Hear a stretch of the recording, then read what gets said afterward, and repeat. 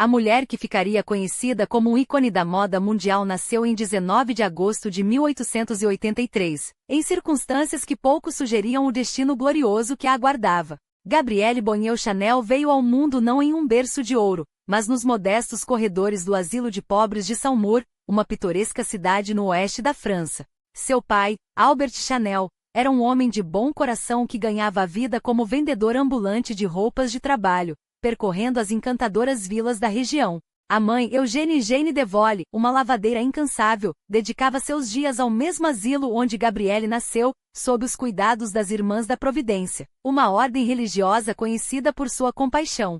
O nome que a acompanharia pela eternidade Coco só surgiria anos depois, quando a jovem Gabrielle, já na casa dos 20 anos, adotou o pseudônimo para se apresentar nos palcos dos cabarés. Mas seu registro de nascimento, feito às pressas pelo asilo, traz uma curiosidade. O sobrenome aparece como Chasnel com um S a mais.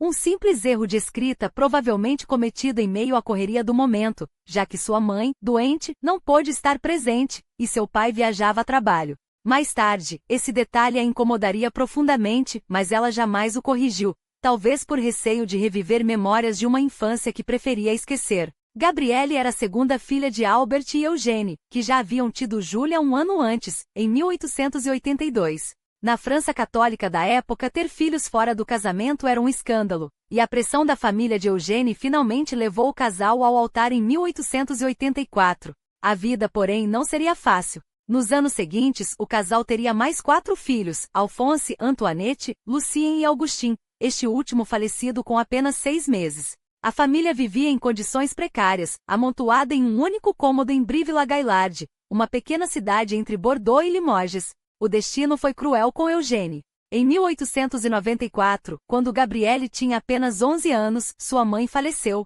A versão oficial divulgada por Chanel mais tarde atribuía a morte à tuberculose, doença que assolava a Europa na época. Mas a realidade era ainda mais dura. A exaustão de sucessivas gestações, a pobreza extrema e uma pneumonia foram o estupim para seu fim precoce. Albert, agora viúvo e com 5 filhos para criar, viu-se incapaz de sustentar a família sozinho. Os meninos foram enviados para trabalhar cedo, enquanto as meninas Gabrielle, Júlia e Antoinette foram encaminhadas ao convento de Albazine, um orfanato administrado pelas mesmas freiras que cuidaram de sua mãe. Aquele lugar austero, onde a disciplina era rígida, marcou profundamente a jovem Gabrielle. Foi entre aquelas paredes que ela aprendeu a costurar, habilidade que, sem saber, seria a semente de seu futuro império. Ao completar 18 anos, em 1901, deixou o convento e rumou para Moulins, uma cidade próxima. Foi ali nos palcos dos cabarés locais que nasceu Coco, um nome que soava como um convite à liberdade em meio à efervescência cultural da Belle Époque.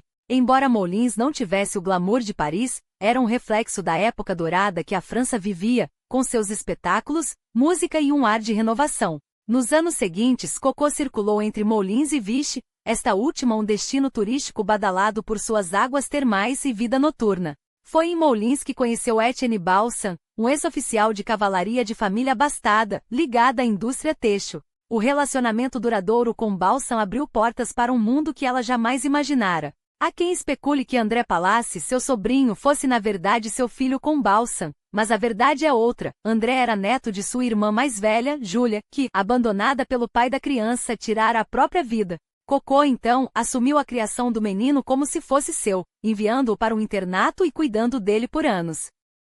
O grande salto veio quando se mudou para Paris, nos anos 1910, impulsionada pelo apoio financeiro de 2 homens influentes. Balsan, que permaneceu como um aliado, e Arthur Boy Capel, um rico herdeiro britânico do ramo de navegação, conhecido nos círculos aristocráticos como um apaixonado por polo. Com recursos e determinação, Coco deu seus primeiros passos no mundo da moda. Em 1909, inaugurou uma pequena chapelaria na elegante Boulevard Malesherbes, número 160. O apartamento acima, cedido por Balsan, tornou-se um ponto de encontro da alta sociedade, onde as conversas fluíam tão bem quanto o champanhe. Era o início de uma revolução que mudaria a forma como as mulheres se vestiriam e se viriam para sempre. Mas não foi apenas o apoio financeiro de Balsan e Capel que impulsionou Chanel rumo ao sucesso, foi também a porta que se abriu para um mundo até então inacessível, a alta sociedade parisiense. Uma jovem costureira de origem modesta, vinda das províncias da França Ocidental, agora circulava entre duquesas, artistas e herdeiras, não como uma intrusa, mas como uma visionária. E ela soube ouvir. As mulheres da elite não queriam mais se sufocar em espartilhos ou se arrastar em vestidos pesados. Desejavam liberdade, elegância sem esforço, peças que as fizessem sentir tão poderosas quanto pareciam. Chanel absorveu cada palavra, cada frustração, cada anseio, e transformou-os em revolução. Tudo começou com os chapéus. Em 1910, com sua licença de modista em mãos, ela oficializou o que já era uma paixão: criar peças que desafiavam as convenções. Seu primeiro ateliê na Rue Cambon 21 não era apenas um endereço, era um manifesto.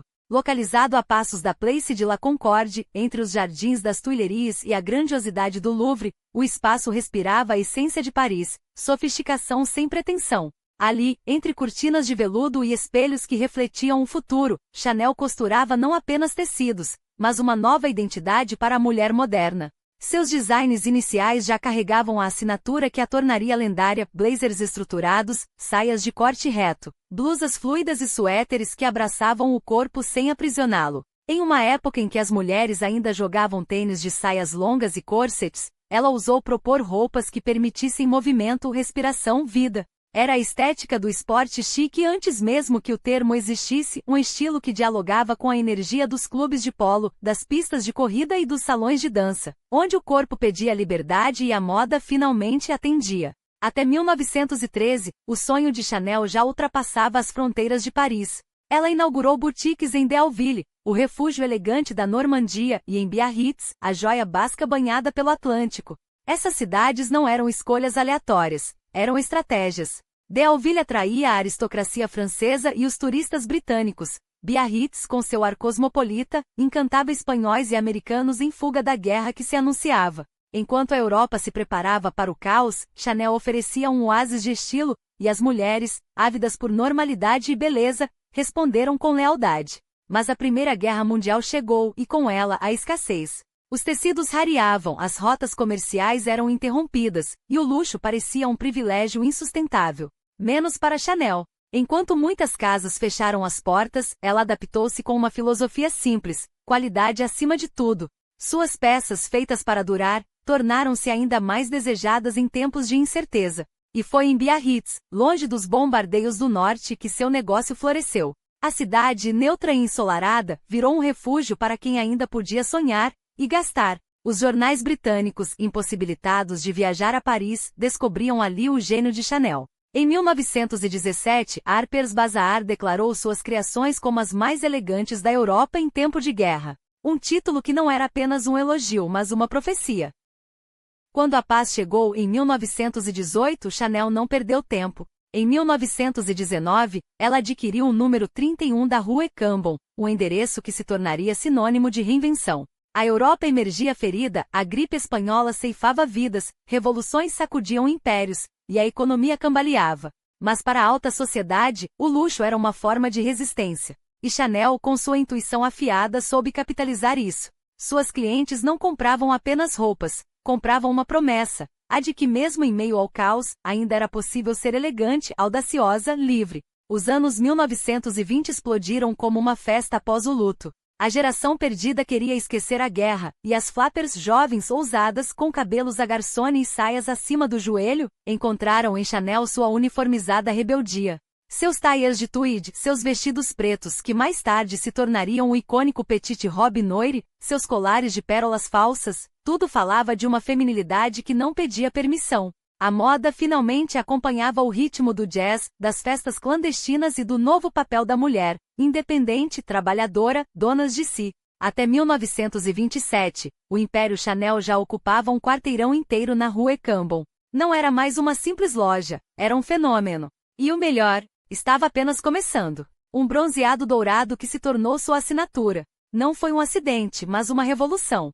Enquanto a alta sociedade ainda se escondia sob sombrinhas e luvas de pelica para preservar a pele alva, símbolo de status e fragilidade, Chanel exibiu seu tom solar com orgulho, como quem carrega uma coroa invisível. Uma mulher deve ser bronzeada, declarou, desafiando séculos de convenções. E o mundo, é claro, seguiu. O sol deixou de ser um inimigo para se tornar um aliado da beleza. As praias de Deauville e Biarritz, antes frequentadas por damas em trajes pesados e chapéus de abas largas, agora se enchem de corpos livres, em maios que ela mesma ajudou a popularizar. Chanel não apenas vestiu as mulheres, ela as libertou da sombra, dos espartilhos e até do medo de envelhecer sob o sol. Afinal, se a pele bronzeada era sinal de saúde e vitalidade, por que não ostentá-la? Mas sua genialidade não parava na estética. Enquanto outros designers criavam para uma elite distante, Chanel entendia que o luxo verdadeiro estava na acessibilidade. Seu perfume, seu vestido preto, seu bronzeado, tudo era democrático por natureza. E foi assim que, em 1929, ela lançou sua primeira bolsa, inspirada nos sacos de soldado que via nos ombros dos homens. Prática, elegante e com uma alça que libertava as mãos das mulheres. Por que carregar algo que não serve para nada? Questionava. A resposta estava na 2.55, embrião do que viria a ser um dos acessórios mais desejados do século XX. Enquanto o mundo cambaleava com a quebra da bolsa em outubro daquele ano, Chanel manteve seu império de pé. Não por acaso, suas criações eram feitas para mulheres que trabalhavam, que viajam, que viviam. Os vestidos de tweed, as saias plissadas, os casacos sem gola, tudo era pensado para o movimento, não para a estática elegância dos salões. Até mesmo suas joias, antes reservadas à realeza, ganharam versões em materiais humildes como vidro e metal, provando que o brilho não precisava de diamantes para ser autêntico. E então, veio a década de 1930. Enquanto a Europa se preparava para a tempestade da guerra, Chanel já havia escrito seu nome na história. Não como uma modista, mas como uma visionária que entendeu, antes de todos, que a moda não era sobre roupas, era sobre liberdade. E essa, minha cara, é a herança que nenhuma crise, nenhuma guerra, nenhum tempo poderia apagar.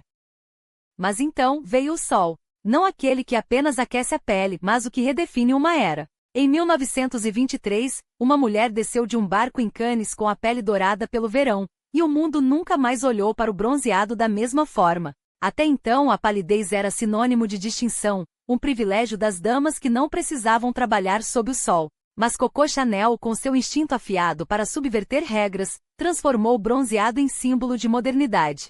Não foi apenas uma tendência, foi uma revolução silenciosa. De repente, estar ao ar livre não era mais um sinal de classe trabalhadora, mas de uma vida vivida com intensidade. E assim o sol tornou-se o acessório mais democrático da moda, gratuito, universal e, acima de tudo, libertador. Enquanto isso, os palcos e as telas se tornavam o novo campo de batalha do estilo. Chanel não se contentava em vestir mulheres, ela queria vestir lendas. Em 1924, quando o Ballets Russes apresentou Le Train Bleu, foi ela quem desenhou os figurinos que fariam história. Imagine, os corpos dos bailarinos movendo-se como ondas, tecidos leves e fluidos que desafiavam a gravidade, enquanto a plateia, entre eles Picasso, Stravinsky e a elite cultural da época, entendia que a moda poderia ser tão vanguardista quanto uma pintura de Dalí. Não era apenas um espetáculo, era uma declaração. A elegância não precisava ser rígida. Podia dançar. E então Hollywood chamou. Em 1931, Samuel Goldwyn, o magnata que transformava sonhos em celuloide, ofereceu a Chanel um contrato de $1 milhão, uma fortuna absurda para a época, para vestir as estrelas da Era de Ouro. Greta Garbo, com seu mistério nórdico, Marlene Dietrich, com sua androginia eletrizante, atrizes que não eram apenas rostos, mas ícones. Chanel, porém, não se deixou seduzir pelo brilho fácil de Hollywood. A América é muito barulhenta, teria dito, enquanto ajustava um vestido em seda pura que custava mais do que um carro luxuoso da época. Ela não estava lá para se adaptar, estava lá para impor. E impôs. Mesmo que nos bastidores murmurassem que suas criações eram demais para o gosto americano, demasiado sofisticadas, demasiado francesas. Mas a verdadeira genialidade de Chanel nunca esteve nos holofotes, e sim nas sombras que ela escolheu frequentar. Nos anos 1920 e 1930, seu círculo era um caldeirão de gênios e contraditores. O poeta surrealista Pierre Reverde, cujos versos pareciam costurados com fios de sonho. Paul Iribe, o ilustrador que desenhava o futuro enquanto flertava com o passado. Com Iribe, ela viveu um amor tão intenso quanto breve, ele morreu em 1935, deixando para trás esboços que pareciam prever a estética Art Deco e um jornal, Le Témoin, onde a política e a arte se misturavam em páginas inflamadas. Havia ali um nacionalismo que beirava o perigoso, um antissemitismo que manchava a elegância das ideias. E Chanel? Ela navegava essas águas turvas com a mesma destreza com que cortava um tecido, sem hesitar, mas sempre calculando o próximo movimento. Porque afinal, a vida de Coco era feita de contrastes tão nítidos quanto suas joias. Em 1932, ela lançou sua primeira coleção de alta joalheria, a Comete e a Fontaine, colares que pareciam capturar a luz das estrelas em diamantes e safiras. Mas também foi ela quem democratizou o brilho, misturando pedras preciosas com cristais e metais comuns, provando que o luxo não precisava ser inacessível para ser desejável. Enquanto a Europa se preparava para mergulhar na escuridão, Chanel brincava com a luz, como se soubesse que em breve, o mundo precisaria lembrar como era o esplendor. E então veio a rival. Elsa Schiaparelli, a italiana que chegou a Paris em 1927 e em poucos anos, transformou a moda em um manifesto surrealista. Se Chanel era a mestra da simplicidade, Schiaparelli era a alquimista do absurdo. Vestidos com lagostas estampadas, em colaboração com Dalí, chapéus em forma de sapato, cores tão vibrantes que pareciam gritar. A imprensa amava ou odiava, não havia meio termo. E pela primeira vez Chanel teve que dividir o trono. Duas visões de mundo em disputa, de um lado a elegância atemporal, do outro a arte como provocação. Paris, é claro, adorou o duelo. Até que a história interferiu. Em 1939, a Chanel empregava 4.000 pessoas costureiras, artesãos, vendedoras, e seu império parecia indestrutível. Mas as nuvens de guerra se acumulavam, e nem mesmo uma mulher que havia reinventado o século poderia escapar do que viria. A questão não era se o mundo mudaria, mas como, e se no fim das contas a moda sobreviveria à sua própria era. Mas a história, como sempre, não se contenta com meias-verdades. Enquanto Paris se rendia ao cinza da ocupação, Coco Chanel fazia uma escolha que ecoaria por décadas, não pela elegância de suas linhas, mas pela sombra que se estendia sobre elas. Em setembro de 1939, quando a guerra ainda era um rumor distante nos salões da Rue Cambon, ela anunciou o impensável. Fecharia as portas de sua maison, exceto pela loja símbolo, como se a moda pudesse, ou devesse esperar. Era um gesto de pragmatismo, diziam alguns. Um ato de resistência silenciosa, murmuravam outros. Afinal, como justificar o luxo quando a Europa se desfiava em retalhos? As matérias-primas escasseavam, as fronteiras se fechavam, e o próprio ar parecia carregado de uma urgência que não era a das passarelas. Mas havia mais. Muito mais. Por trás da decisão, espreitavam as tensões que há anos fermentavam nos bastidores do Império Chanel. Em 1936, a greve geral dos trabalhadores franceses havia exposto as fraturas de um sistema que, sob o verniz da sofisticação, ainda dependia de mãos cansadas e salários magros. As costureiras, aquelas mesmas que teciam sonhos em tweed, exigiam dignidade. Chanel, sempre ágil em reinventar tudo, menos a si mesma, viu-se diante de um dilema: ceder ou fechar. Escolheu o segundo. E assim, como num passe de mágica cruel, 4.000 vidas foram postas em espera. É só até a guerra acabar, repetia-se, como se a história não tivesse o hábito de engolir promessas. Mas a guerra não esperou. Em junho de 1940, quando os tanques alemães romperam as defesas francesas como faca em seda, Paris caiu sem um suspiro. O governo fugiu para Vichy, levando consigo a ilusão de uma França livre. E a Cidade-Luz, agora sob a bota nazista, tornou-se um palco de contradições. Enquanto a fome apertava os bairros operários, os salões do Ritz, seu Ritz, brilhavam com o champanhe dos ocupantes. Chanel não apenas permaneceu ali, como fez do hotel sua fortaleza. Não era mera coincidência. O Ritz, com sua fachada impecável na Place Vendôme, havia se transformado no quartel-general official da elite nazista em Paris. Oficiais da Wehrmacht desfilavam pelo lobby. Hermann Göring, o número 2 de Hitler, escolheu o local para suas estadias. E lá estava ela, a rainha da moda, dividindo o mesmo ar, e segundo rumores, mais do que isso, com aqueles que pisoteavam sua pátria.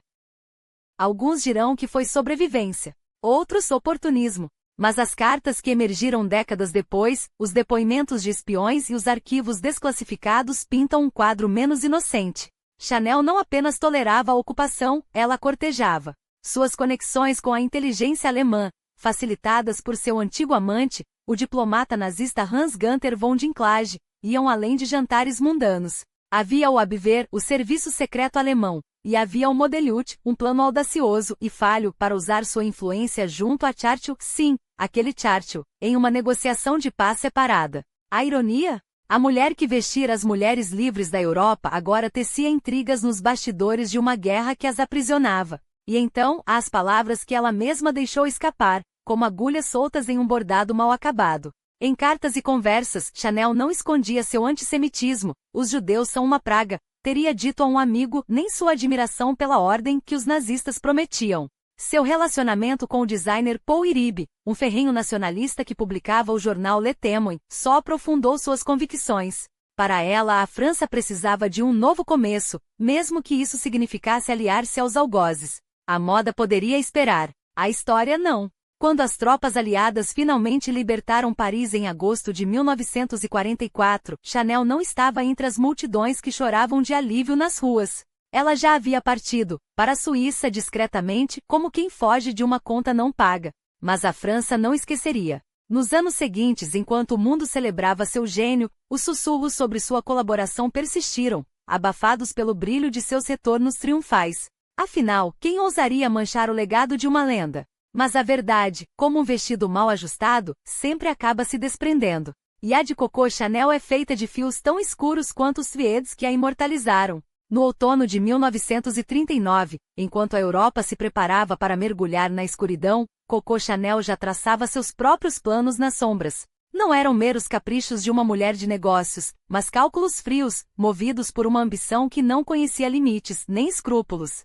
Historiadores, com a prudência que a posteridade exige, sugerem que suas ações naquele período tinham um alvo claro: minar seus sócios judeus, os Wertheimer, família que, ironicamente, havia sido fundamental para transformar seu nome em um império. Mas não se tratava de mera rivalidade comercial. Era algo mais sinistro, mais calculado. E em 1941, a máscara caiu de vez.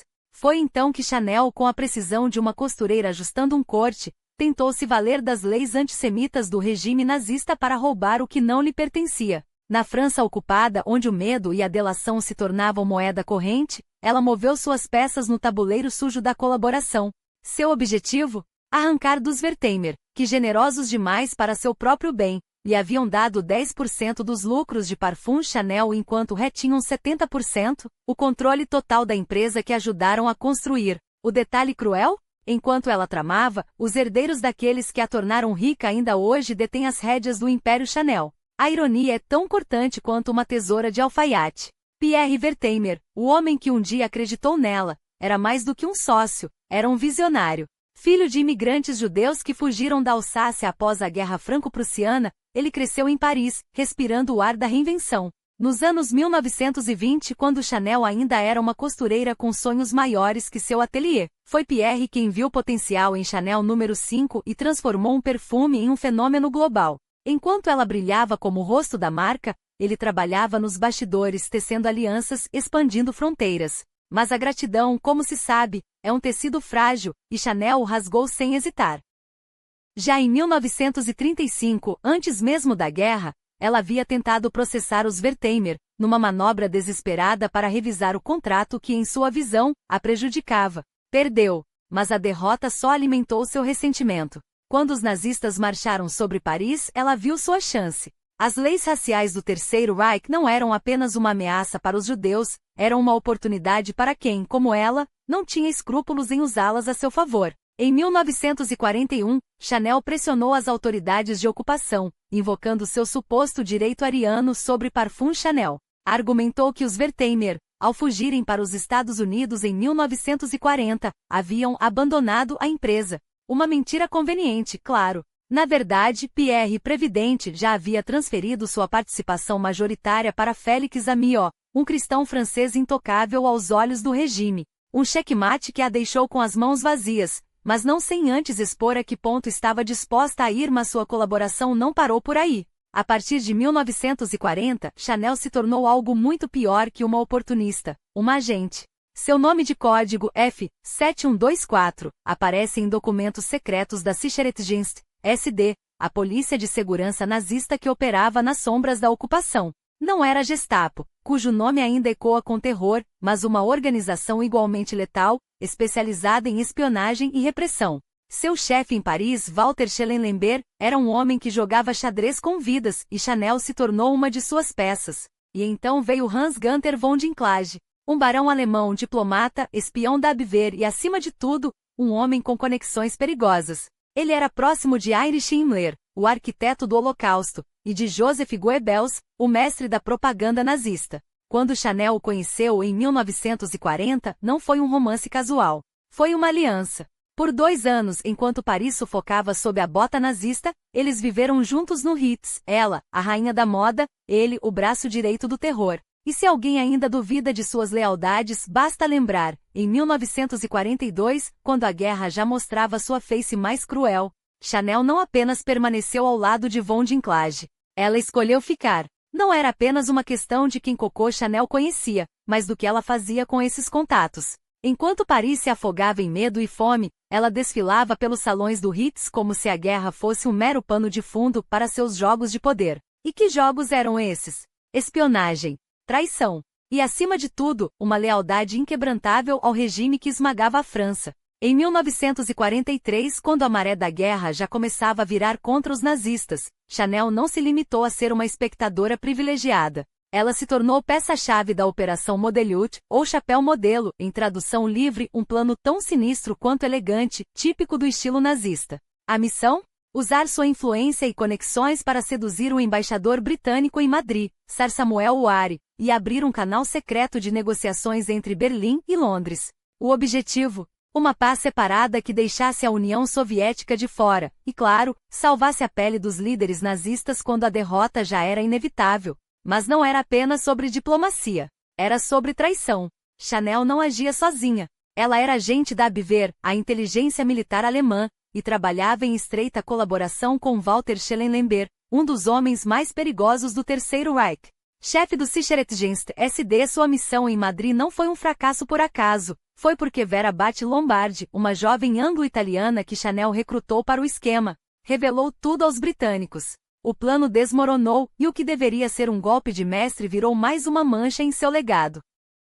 E então veio o pior, a libertação. Quando Paris finalmente se livrou das botas nazistas, em agosto de 1944, a França não tinha tempo para meias palavras. A comissão de apuração foi criada para julgar os colaboracionistas, e Chanel estava no topo da lista. Em setembro daquele ano, ela foi detida e interrogada. Mas aqui vem o detalhe mais revelador. Ela não foi condenada. Não por falta de provas, mas porque Winston Churchill interveio em seu favor. Sim, o mesmo Churchill que liderava a resistência contra Hitler. Por quê? Porque Chanel tinha algo que poucos tinham: informações. E mais do que isso, conexões.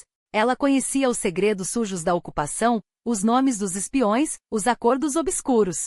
Em troca de seu silêncio, ou, quem sabe, de sua colaboração discreta com os aliados no pós-guerra, ela ganhou imunidade. Enquanto milhares de franceses eram executados ou humilhados publicamente por muito menos, Coco Chanel saía impune. Não por inocência, mas por conivência. A mesma mulher que vestiu as elites parisienses com suas criações elegantes havia vestido a ocupação nazista com sua cumplicidade. E quando a guerra acabou, ela simplesmente reescreveu sua própria história, como sempre fez. Mas a verdade não se apaga tão facilmente. Os arquivos não mentem. E as escolhas de Chanel durante aqueles anos sombrios revelam mais do que um romance perigoso, revelam uma aliada. Não da França, não da liberdade, mas do regime que tentou apagar a Europa do mapa. E isso nenhum perfume, nenhuma coleção, nenhum mito cuidadosamente construído consegue disfarçar. Não havia provas suficientes para incriminá-la por crimes graves, ou pelo menos, não as que eles queriam encontrar. Conveniente, não?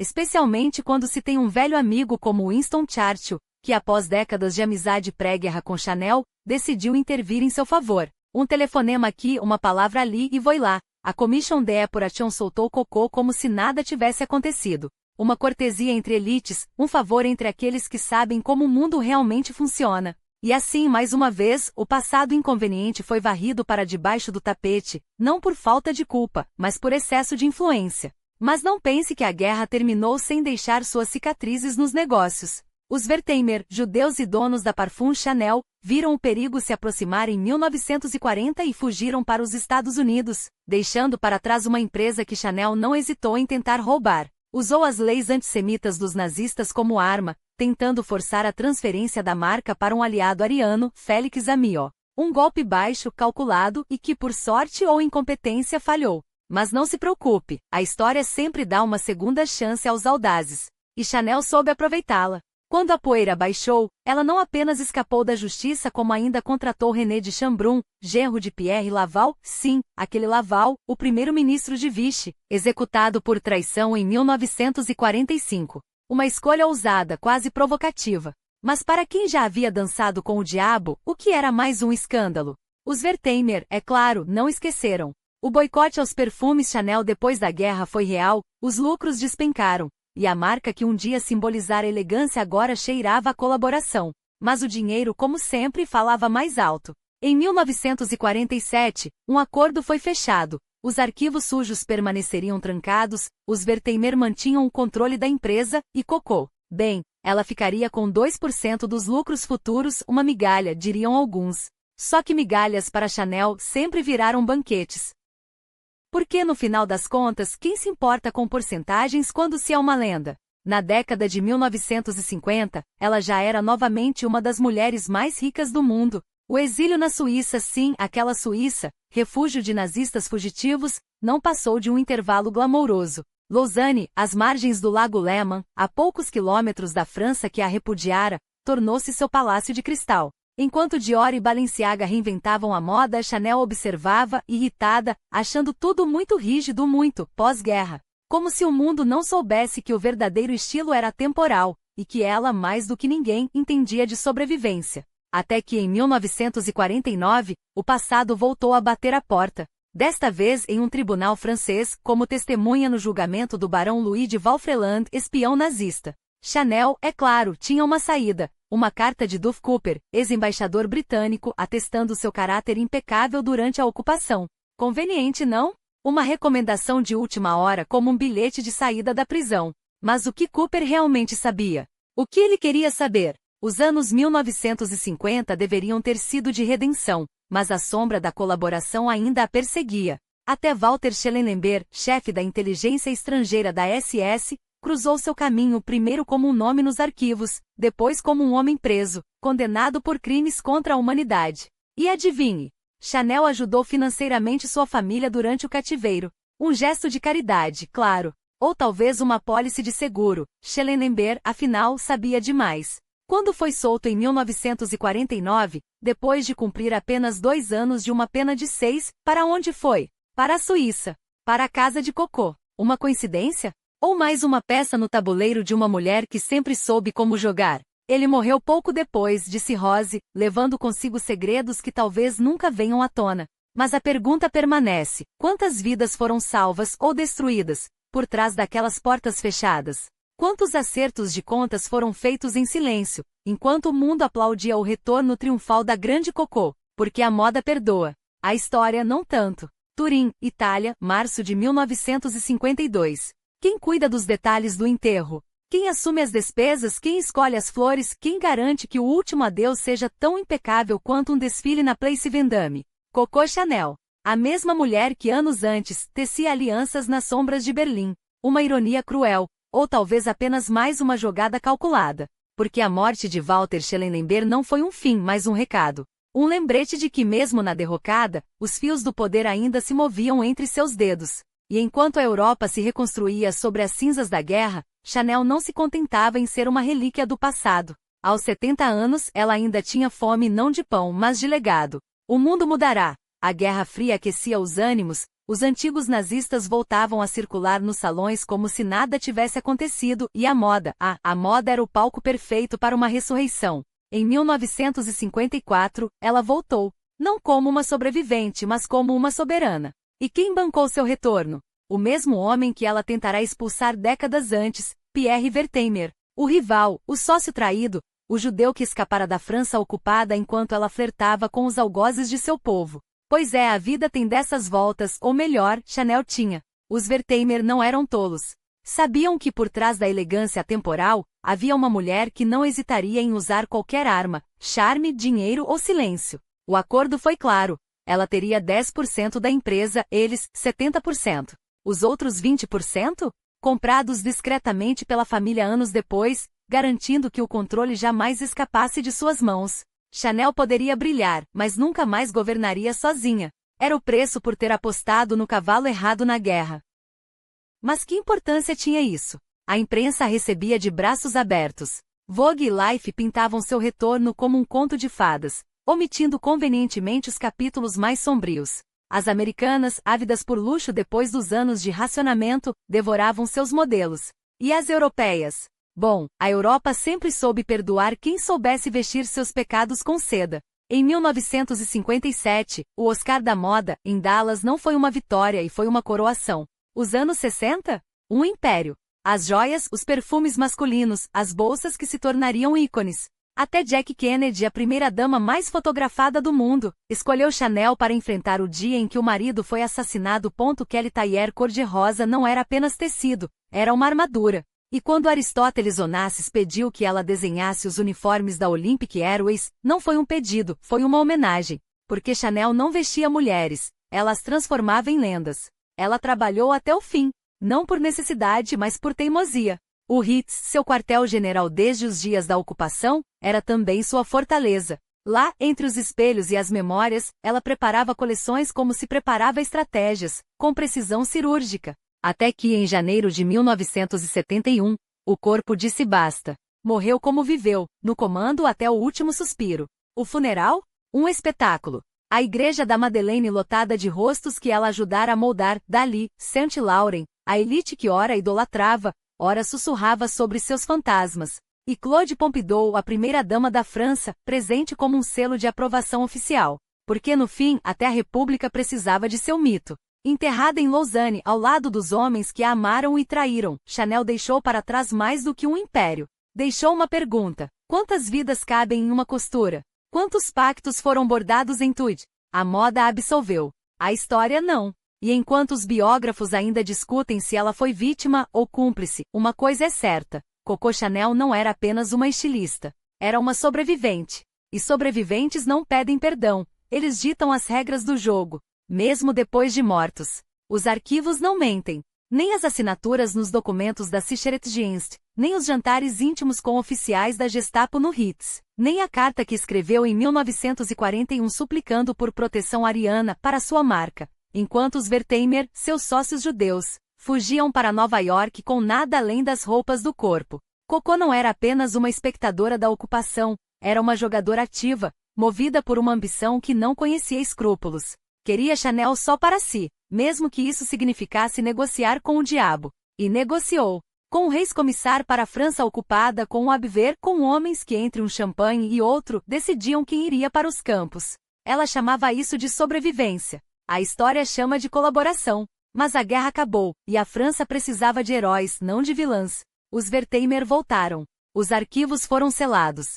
E Coco, com sua habilidade inigualável de reinventar a verdade, transformou seu exílio na Suíça em um retiro criativo, e seu retorno a Paris em 1954 em um triunfo. Os franceses ávidos por esquecer abraçaram a lenda, a petite couturière que libertou as mulheres dos espartilhos, a visionária que vestiu o mundo em tudo de pérolas. Ninguém queria lembrar da mulher que em 1943 tentou usar leis antissemitas para roubar a própria empresa de seus fundadores. Ninguém queria ver a ironia cruel de uma marca construída com dinheiro judeu ser salva, décadas depois, pela mesma família que ela tentará destruir. E então veio Alain Wertheimer, neto de Pierre, o homem que Coco traiu e depois implorou que voltasse. Ele assumiu a Maison em 1974, quando o perfume N Grau 5 já não cheirava a revolução, mas a poeira. As vendas caíam. A marca, outrora sinônimo de modernidade, parecia um museu de si mesma. Mas Alain não era um homem de nostalgia. Era um estrategista. E em 1983, fez o que Coco jamais faria, entregou as rédeas a um outsider. Karl Lagerfeld não era francês, não era discreto, e certamente não era uma marionete. Era um gênio. E sob suas mãos, a Chanel não apenas ressuscitou, tornou-se imortal. Lagerfeld entendeu algo que Coco sempre soube: a moda não é sobre roupas. É sobre poder. Ele pegou os códigos da fundadora, o preto, o tweed, as pérolas, e os transformou em armadura para uma nova era. As flaperdresses dos anos 1920 viraram power suits dos anos 1980. O N Grau 5 deixou de ser um perfume para ser um statement. E enquanto o mundo mudava, a Chanel permanecia intocável, como um império que desafiava o tempo. Hoje uma bolsa 2,55 custa mais que o salário anual de muitos franceses. Um vestido da haute couture pode chegar a 6 dígitos. E a família Wertheimer? continua no controle silenciosa, enquanto a marca fatura bilhões, 15 deles por ano, para ser exata, e expande seu império para 310 boutiques em 70 países. É irônico, não? Uma empresa que nasceu das mãos de uma antissemita convicta é hoje propriedade de uma das famílias judias mais poderosas do mundo. Uma mulher que flertou com o nazismo tornou-se o símbolo máximo do luxo democrático, desejado por todas, questionado por poucas. A Chanel não é apenas uma marca. É um paradoxo ambulante, um legado de genialidade e sombra, de inovação e oportunismo, de beleza e sangue. E aí está o grande truque de Coco, ela ganhou. Não importam os documentos desenterrados, as biografias que a pintam como monstro, os debates éticos sobre seu nome estampado em cada frasco de perfume. No final, o que resta não é a colaboracionista, mas a ícone. Não a traidora, mas a revolucionária. Porque a moda, como a história, é escrita pelos vencedores. E Coco Chanel, mais do que qualquer outra pessoa, sabia como vestir uma lenda. Mesmo que por baixo do tweed houvessem cicatrizes.